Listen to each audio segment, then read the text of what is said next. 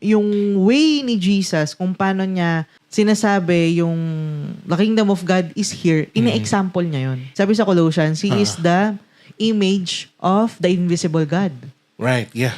So, pinakita ni Jesus kung ano ba talaga yung pagiging totoong image of God. Kasi again, balik tayo sa Genesis chapter 1. Nung panahon nila, yung word na image ay ginagamit sa mga idols, sa mga rebulto, Mga statue. sa mga statues na dinodiyos. Okay. Yung mga tao nga sa paligid ng Israel, sumasamba nga sila sa mga idols, 'di ba? Or image. Kumbaga, yun yung tinuturing nila na image of God. Kaya nga corrupted eh. That's why sinasabi natin na corrupted siya kasi mali yung pagturing natin sa image of God. Na kung ano yung itsura ng, Na kung ano yung itsura. ng Diyos. Ngayon, tinake naman din ng tao yun, especially ng mga kings, ng mga pharaohs, na sila na, literally, na sila naman yung totoong image ng God. Okay. Naging feeling tuloy nila, Diyos sila. Yun yan. So, kung paano nila din pagharian, doon nagsimula yun. Kung paano nila pagharian din yung dominion nila or yung mga tao, ganun din. So tama. Iba yung ruling na ginagawa nila. Kailangan sundin mo ako kasi ako yung Diyos. So tama yung sinabi nung serpent sa kanila. Yes. Kung tutusin. Na you will be like God. You will be like God. Kasi, kumbaga, ikaw yung mag-a-act na parang ikaw yung Diyos over. Oo. Kaya since pinaniwalaan nila yung ahas, naging corrupted yung tingin ng tao sa image of God. Okay. Yung iba, naging idols na. Yung iba, ginodiyos nila yung sarili nila. Yeah. Yun nga. Until now, nangyayari yun. Sa pera, sa fame, Yes. sa maraming bagay. Oo. Right. Kaya, kung ano-ano yung tinuturing natin ng Diyos, na tinuturing natin na image ng Diyos, kaya hindi natin malaman ngayon kung paano tayo pinaghaharian ng totoong Diyos. Kaya hindi natin makita kung nasaan yung kaharian at kung ano yung kaharian. Tingnan mo, even kung sino them, yung naghahari. even them, dun sa time nila na yun. Kung tutuusin, according din dun sa podcast na pinapakinggan din natin, kung tatanungin mo yung ancient people nung time na yon, sino yung pinaka-righteous na tao nung panahon na yon, sasabihin nila yung mga Pharisees at yung mga Sadducees. So they consider them super righteous at super holy. And sila mismo, hindi nila alam kung nasa ng kingdom of God. Right. Kasi sabi nila, nasan yun, kailan yun dadating at hindi nila alam. Kaya sinabi ni Jesus, hindi nyo naman kailangan hanapin eh. Nasa midst nyo na. I think Jesus just really needed to open their eyes na ganun nga. This Kaya nga making sinabi a niya, lot more sense. Sinasabi niya lagi, di ba? These people will see but never perceive. They will hear but they will never understand. Kasi sinasara nila yung isip nila eh. Sinasara nila yung alam mo yun, nagpapakabulag na lang sila.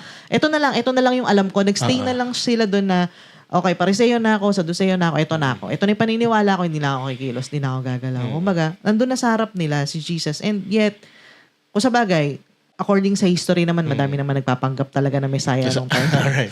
Kaya nahihirapan din naman talaga silang paniwalaan si Jesus. Kaya ang dami nilang hinihingi ng mga signs. So, yun na nga eh. Yun yung sad na reality na kahit nandyan na sa harapan mo yung katotohanan na yun, hindi pa rin makita. That's how corrupted na naging yung mga tao. Yes. Ganun na nabulag na hindi mismo makita yung image of God. Na yun yung actually, yun yung pinaka-essence nung bakit tayo nandito. So, yun yung main message ni Jesus telling us that the kingdom of God is here and near. And the purpose of that message, kaya niya sinabi sa'yo, is that para maintindihan mo ulit kung para saan ka, Kung sino ka. anong layunin mo. Exactly. At kung paano talaga maghari ang Diyos sa pamamagitan Sa mo. pamamagitan mo. At yung tamang paghahari at pamamahala sa pamamagitan. Yan. Yung proper ruling and reigning over people. Hindi kasi yung parang lording over them. Yeah. Yun kasi yung term na ginagamit. Lording over them. Yeah. Lording over them. Na parang yun nga, nagbubos-bosan ka, ikaw yung laging masusunod. No. Andyan ka para pangalagaan yan. 'Di ba? Para ingatan yan, bigyan niya ng kapayapaan. 'Di ba? Bigyan ng pag-ibig, pagmamahal, arugain. Once na makikilala talaga natin si Jesus, syempre sa una, yun yung pag-beginner Christians tayo, syempre galing tayo sa, makasalanan ako, ganyan. Once na i-alis na sa'yo ni Jesus yung guilt na yun, and then, kasi yun yung parang bumubulag sa atin actually yung sin. Binubulag tayo nan para hindi natin makita yung light ni Jesus, yung love niya, at yung ipakita ni Jesus sa atin, ano talaga yung purpose mo, yung layunin mo sa mundong to. Para maging, alam mo yun, maging fruitful ka. Yeah. Kasi yun naman yun mismo actually yung sabi ni God. Be fruitful and multiply. Ibig na sabihin, kailangan dito sa mundong to, nagiging fruitful tayo. Nagiging may silbi. Yan yung mismong word eh. No? May silbi ka. Okay. And that's also the reason kung bakit sinabi niya na He came to give life and for people you to have it to the full. To have it to the full. Kasi yung fruitfulness na yun, na lahat ng pangangailangan mo, nandyan kasi tuturuan kita kung paano mamahala, mangalaga, at sa pamamaraan na kung paano pamamahalaan niya ng Diyos. Yes. At ipinakita talaga yun ni Jesus. Yeah. Kaya kung napaka-importante talaga basahin natin yung Gospels in a different light. Doon sa light na si Jesus hindi niya tinitingnan yung mga tao bilang sinners, kundi tinitingnan niya yun with love and mercy. Ganon natin tignan yung, pag nagbasa ulit tayo ng Gospels, ganon natin tignan si Jesus. Ganon natin siya basahin. Kasi sometimes yun yung parang nakakatakot or nakakapagpa-atras sa tao. Or nakakapagpatabang. Okay. Nakakala mo dahil na parang, husgahan lang naman ako ng Biblia eh. Kaya hindi ko nababasahin. Husgahan lang naman ako ni Jesus eh. Di ba nga, as yung sinabi ko kanina, yun yung feeling ko. Noong nagsisimula ako, na kapag nagsasalita si Jesus, laging patungkol sa akin na makasalanan nga, ganun. Parang yun yung dating sa akin. Until, yun nga, habang nag-aaral patuloy na nagbabasa, nakikinig, nakita ko na hindi naman pala ganun. Na Jesus came because He loves me. 'Di ba? At para ipakita sa akin my purpose, yung layunin ko dito sa mundong to, ba't ka nandyan? 'Di ba? Ano yung mga pwede mong gawin? Ganun. Hindi naman kasi pare-pareho yung mga gagawin natin kasi ginawa niya tayo differently, 'di ba? Masaya lang kasi yung fruits, kahit yung prutas sa sa puno, iba-iba naman. Hindi naman pare-parehong puno ay mangga. So, lahat tayo, bilang mga puno, iba't ibang klaseng puno, iba-iba din yung bunga natin. Kaya masaya eh. Masaya kasi nagbe-benefit ako sa bunga mo, nagbe-benefit ka sa bunga ko, nagbe-benefit tayo sa bunga ng ibang tao. You know, yun yung pagiging fruitful nila when they understand. Kapag na-realize na nila kung ano yung tamang way ng pamumuhay at pamamahala. Kasi isa pa yan sa magandang nabigyan natin ng DNA is yung akala kasi natin yung pamamahala is yung mga nasa paligid lang natin eh. And yung way na tamang pamamahala rin sa sarili mo eh. Yes. Kung paano mo itatrato ng maganda yung sarili mo, paano mo bibigyan ng magandang health, so on and so forth, at saka kung paano mo bibigyan ng kaalaman, kung paano mo i-improve yung sarili mo para mas makatulong ka rin. Yes. Sa kapwa mo. At saka isa pa, I think I heard this from a pastor na yung family mo, yan yung Garden of Eden mo. Yan yung inatas sa'yo na pangalagaan. Right, yeah. Ng Diyos. So yung kapatid mo, yung immediate family mo, sila yung Garden of Eden mo. So ang tungkulin mo dyan, pangalagaan sila. Ang tungkulin ng tao, nung time na kinreate, is padamihin yung mga isda, yung mga puno. So kailangan, kung ikaw, na-assign ka sa akin na pangalagaan kita. Kailangan, through God reigning in me, ruling through me, kailangan maging fruitful ka. So, I will do my best for you to be fruitful. Para maging fruitful ka, yeah. Isusupport kita, ipupush kita dun sa mga kailangan i-push sa'yo, and you will do the same to me. Kasi, under din ako sa'yo. Kaya nga sabi ni Pablo di ba? Na lahat tayo may pananagutan sa bawat isa. So, I will push you to become fruitful, yung doon ka sa pinaka-peak ng potential mo hanggang maabot mo yun, yun yung trabaho natin sa bawat isa. Especially sa immediate family natin, right? Yung maging fruitful sila. Yeah. That's our role. That's our role, actually. Kasi nga, di ba? Pamahalaan. Napaka-clear. Pamahalaan mo yan. So, once na nakita na natin yun through Jesus, unti-unti na siya. And pag papahamahalaan mo yan, para ka nagpapalaki ng bata.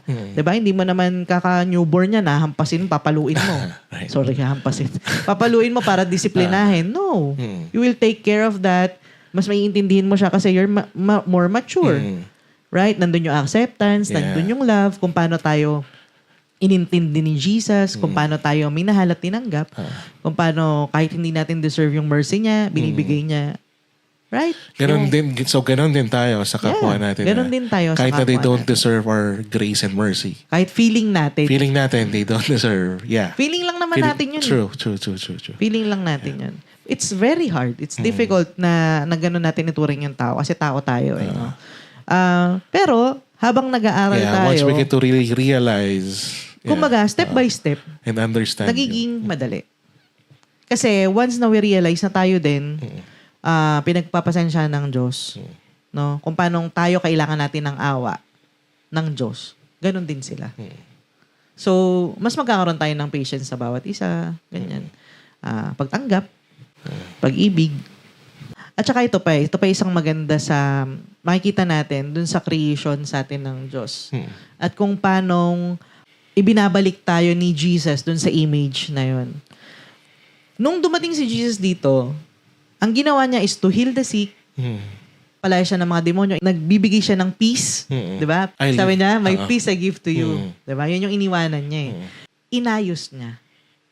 Lahat ng may encounter niya, binuhay niya, so, yung namatay, from chaos, or kaguluhan, to order. To order, to-restore niya. Kung paano ginawa ng Diyos yung chaos na magkaroon ng order, inayos niya yung earth, from darkness, nagkaroon ng light, from magulong void yung earth, nagkaroon ng forma.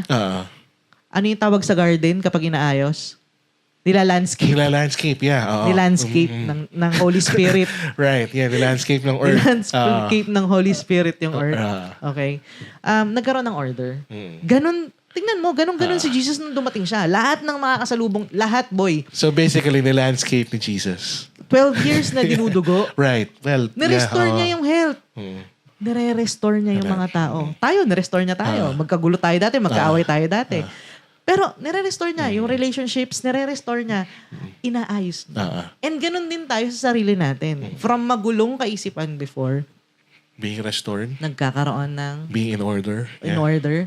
From being a warrior before, nagkakaroon ka na ng peace, nagkakaroon ka na ng security. 'Di ba? From, alam mo yun, from madaming kaguluhan, maraming darkness, nagkaroon ka na ng light. Ganun niya inaayos. So, that's also our purpose or yung gagawin natin sa ibang tao. Once na in order ka na, once na maayos ka na, it's your task. Yeah. Na hindi naman iayos or pulisin yung buhay ng iba na, umayos ka, ganito ka dapat. No, I think our task is to introduce Jesus. Exactly. Tapos hayaan mo si Jesus yung mag-landscape. Yung umayos sa kanya. Mag-landscape sa kanya. Exactly. Sorry, hindi ko na mabitawan yung landscape na term.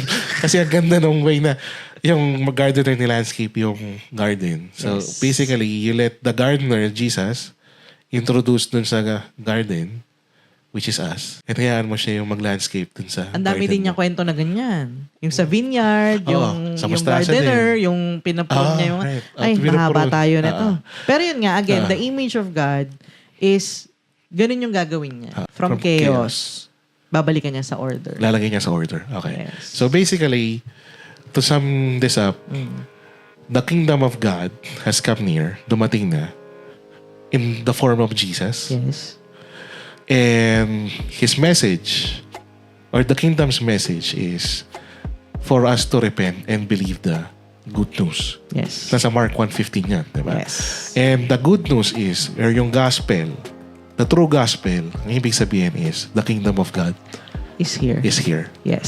Sa pamamagitan niya, i-restore ka niya, ipapaunawa niya sa'yo yung tunay na layunin mo, kung paano tunay na nagahari ang Diyos sa pamamagitan mo. And kung paano ka tamang mamahala sa sarili mo, sa kapwa mo, at sa lahat ng Nakapaligid nilikha sa'yo. niya. Exactly. Yeah. Amen? Amen.